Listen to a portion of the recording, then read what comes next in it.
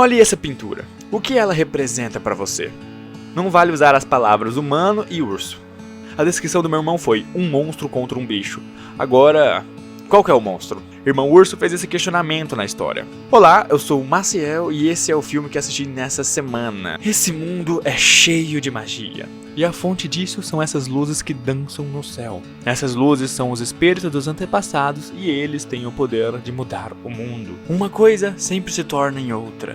Um girino em um sapo, uma muda em uma árvore. E essa é a história de maior transformação que eu vi. A história de um menino que queria desesperadamente se tornar um homem. É mais ou menos assim que começa o filme. Esses são o Kenai, Denari e Sitka, sendo o mais novo Kenai e o mais velho Sitka. Eles estão indo pescar quando aparece Kenai fugindo de um monte de alce. Ele tentou ordenhar um deles, o que causou essa confusão. Assim que todos eles passam, Denari começa a brigar com o Kenai. Sitka agarra os dois no pescoço, parando a briga deles. Kenai fala pro seu irmão não se preocupar, porque hoje é o dia que ele atinge a idade adulta e recebe seu totem. Assim, o Denari vai parar de atentar ele. Então, vão correndo pescar para não chegar atrasado no ritual de passagem. Depois da pesca, quando eles chegam na aldeia, o Kenai fica responsável por amarrar os peixes bem altos para os ursos não pegarem. Mas, na pressa, ele deixa a cesta cair no chão e corre pro lugar do ritual de passagem. A Nana, a chama da aldeia, chega e explica que os espíritos dão os totem para cada membro da aldeia. Os totem têm formas de animais e cada um representa uma virtude diferente. Cada membro tem que seguir essa virtude durante toda a vida. Aqueles que vivem suas virtudes deixam a marca de sua mão na parede. Kenai quer ser um dos que vai deixar sua marca. Então, ele precisa saber a virtude que ele tem que seguir. Então, Tanana revela que a virtude de seu totem é o amor. O urso do amor. Ele se frustra porque a virtude que ele realmente quer é força, coragem ou destreza. Mas o amor foi totalmente diferente do que ele esperava. Depois do rito, Denari começa a brincar com ele. Sitka aparece e explica que também sentiu a mesma coisa que ele. Ele também não entendeu o seu totem, a águia da orientação. Ele só entendeu o seu totem quando estava mais velho. Então, eles descobrem que o urso levou os peixes que o Kenai não prendeu direito. Denari, que fez a cesta, fica bravo por ter perdido seu trabalho de 2 semanas naquela cesta, e o Kenai, que já estava muito estressado, pega sua lança e vai atrás da cesta. Ele acha a cesta, mas já estava destruída. Então o urso aparece e o Kenai tenta atacar. Seus irmãos aparecem para ajudar, então começam a lutar com o urso. Denari é lançado para um buraco, mas o Kenai consegue segurá-lo. Nesse momento, o urso vai em direção a eles. Sitka vê o urso indo, ele olha para o chão e vê que a geleira está instável, cheio de rachaduras. Ele aproveita disso e faz a geleira desabar com ele e o urso juntos. Kenai e Denari correm para ver o que aconteceu, mas infelizmente para eles, só o urso que saiu da água. Eles procuram Sitka, mas não acham. Sitka morreu protegendo seus irmãos e agora vai se juntar aos seus ancestrais nas luzes. Sua tribo faz o ritual, eles pegam seu totem, suas roupas e queimam. Kenai e Denari olham as brasas subirem para a luz, representando a subida de Sitka. Os dois levaram de forma diferente o luto. Denari começou a agir mais de acordo com seu totem, mas Kenai estava cheia de fúria no coração. Pra quê? Pra ir atrás do urso, né? Eu imagino o que está sentindo, mas matar o urso tá errado. Errado? Nosso irmão morreu e foi por causa daquele monstro. A culpa não foi do urso, Kenai. Kenai abandona seu totem e vai atrás de vingança.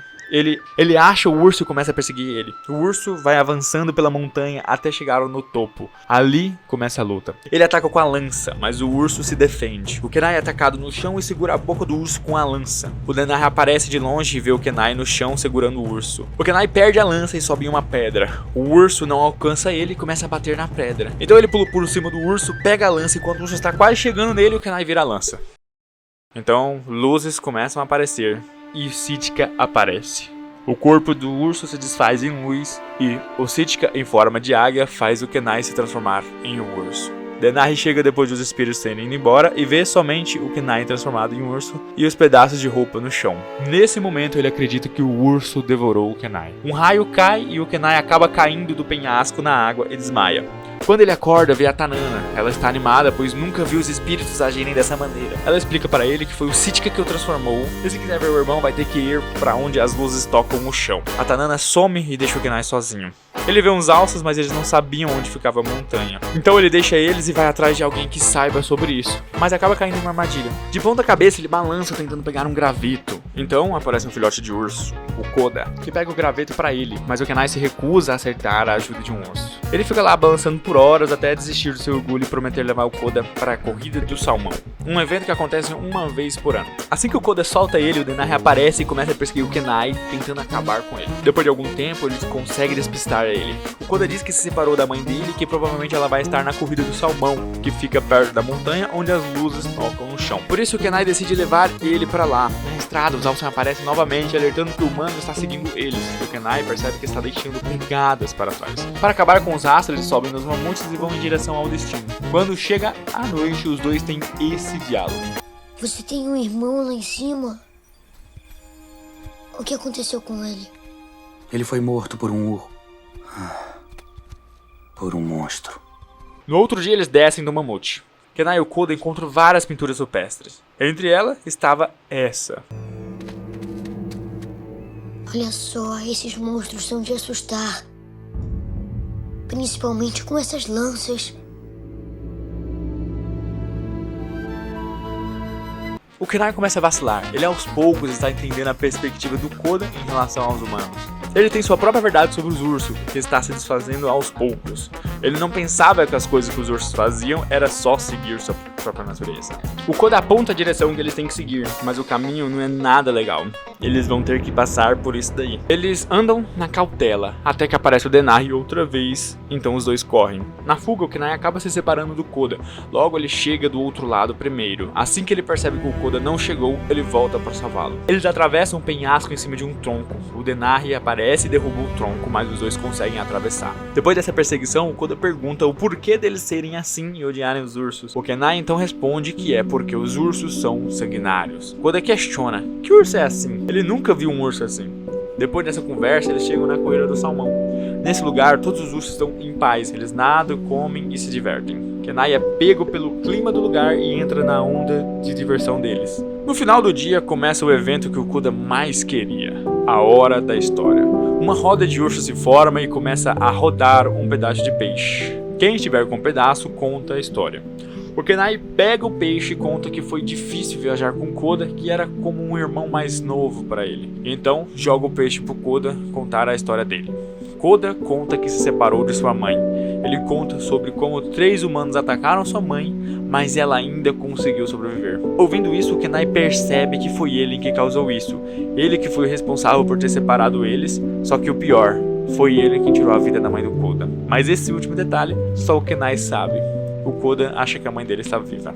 A culpa começa a tomar o Kenai, e então ele foge. O Koda percebe a falta dele e vai atrás. Assim que ele o encontra, o Kenai decide contar para ele a verdade. Ele começa se referindo a si mesmo como um monstro. O Koda fica arrasado com a história e foge. Já o Kenai começa a subir a montanha. Os Alces aparecem e conversam entre si sobre irmandade. O Koda, ouvindo tudo, decide ir atrás do Kenai. Nas montanhas, mais uma vez o Denari aparece, mas dessa vez ele fica muito próximo de matar o Kenai. Quando ele está prestes a desferir o golpe, o Koda aparece e joga ele para longe. O Denari perde a lança e corre atrás dela. O Koda tenta puxar a lança, mas não consegue. O Denari pega a lança e quando o Kenai está quase chegando nele, ele vira a lança.